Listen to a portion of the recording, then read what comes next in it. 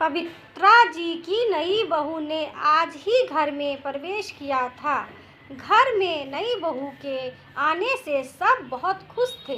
घर में बधाई देने वालों का और नई बहू की मुंह दिखाई करने वालों का कतार लगा था। इसी बीच पवित्रा जी किसी काम से अपने कमरे में गई। तभी उनकी नज़र अपने पति रमाकांत जी की फोटो की ओर गई, जिनकी अभी 2 साल पहले मृत्यु हुई थी। पवित्रा जी जिस काम से आई थी उसे भूल कर अपने पति की फोटो के सामने खड़ी होकर एकटक उन्हें देख रही थी। उनकी आंखों से आंसू गिरने लगे। तभी उनका बेटा अमित आ गया। अमित, माँ, क्या बात है? आप रो क्यों रही हो? सब ठीक तो है? पवित्रा जी, नहीं बेटा, कोई बात नहीं, बस तेरे पापा की याद आ गई। वे आज तो होते तो बात ही कुछ और होती। अरविंद, हाँ माँ, यह बात तो है, पर आप दुखी मत हो, यह सब भगवान के हाथ में है। चलो बाहर, सब आपका इंतजार कर रहे हैं। पवित्रा जी आंसू पोंछकर बाहर आकर मेहमानों की खातिरदारी में लग जाती है। शादी से भरे घर में सभी नई बहू को घेरे बैठे थे।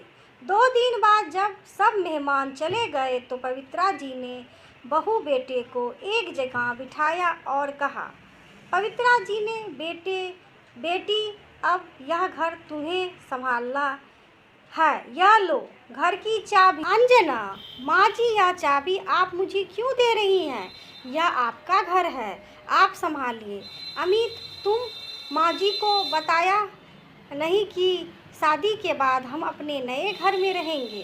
पवित्रा जी, अरविंद, बहू यह क्या कह रही है? मैंने इतने अरमानों से तुम्हारी शादी की थी और तुम दोनों पहले ही मुझे छोड़कर जाने का प्लान बना बैठे हो। यह कहकर पवित्रा जी रोने लगी। अरविंद, माँ, ऐसी कोई बात नहीं है। तुम तो जानती हो अंजना नए ख्यालों की लड़की है, इसलिए हम अलग रहना चाहते हैं। यहाँ यह एडजस्ट नहीं हो पाएगी। हम आपसे कभी कभी मिलने आया करेंगे और आप चाहो तो कुछ दिन के लिए हमारे साथ रहने आ सकती हो। यह सुनकर पवित्रा जी को बहुत झटका लगा। उनके पति का स्वर्गवास हो चुका था। इकलौता बेटा अरविंद भी उन्हें छोड़कर जा रहा था। अब वे अकेले किसके सहारे रहेंगी? यह सोचकर वे रोते हुए अपने कमरे में चले गई। 2 दिन बाद अमित और अंजना अपने नए घर में चले गए। जाते समय अमित ने माँ से कहा, अरविंद, माँ, मैं आपसे मिलने आता रहूँगा और पैसे भी भिजवाता रहूँगा, आप चिंता मत करो। पवित्रा जी, उसकी तुमको चिंता मत करो। तेरे पापा इतना छोड़ कर गए हैं कि मैं जीवन भर सुख से रह सकती हूँ। तू जा, अपनी गृहस्थी जमा, मेरी चिंता छोड़ दे। अरविंद और अंजना दोनों चले गए। उनके जाने के बाद पवित्रा जी फूट फूट कर रोई, लेकिन अब कौन था जो उनको चुप कराता, इसलिए वह रोते रोते सो गई। जब उठी तो छत पर जाकर बैठ गई। इसी तरह कुछ दिन बीत गए। अरविंद ने अपने नए घर जाकर एक बार भी माँ से बात नहीं की।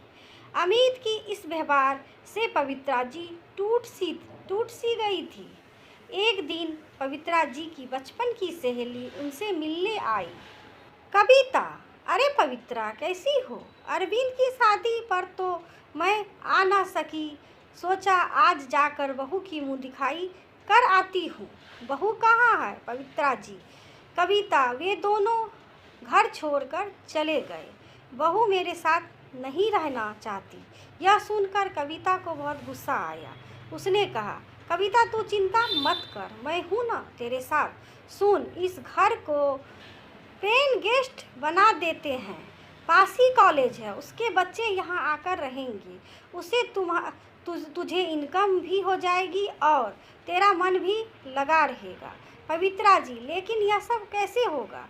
मुझे तो कुछ नहीं आता। कविता, मैं काफ़ी दिनों से यह काम कर रही हूँ, तू चिंता मत कर, मैं सब इंतजाम कर दूँगी। कुछ ही दिनों में कविता ने सारा इंतजाम कर दिया।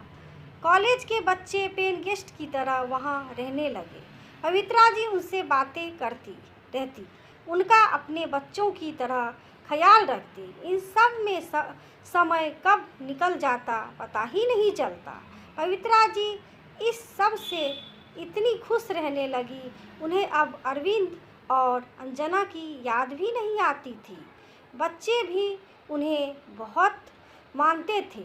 इस तरह उनका अकेलापन भी दूर हो गया और उन्हें किसी पर बोझ भी नहीं बनना पड़ा। आशा करती हूँ ये कहानी आप सभी को पसंद आई होगी। यदि पसंद आए तो लाइक करिएगा, सब्सक्राइब करिएगा, अपने दोस्तों से शेयर करिएगा। वीडियो देखने के लिए आप सभी दोस्तों का थैंक यू, धन्यवाद दोस्तों।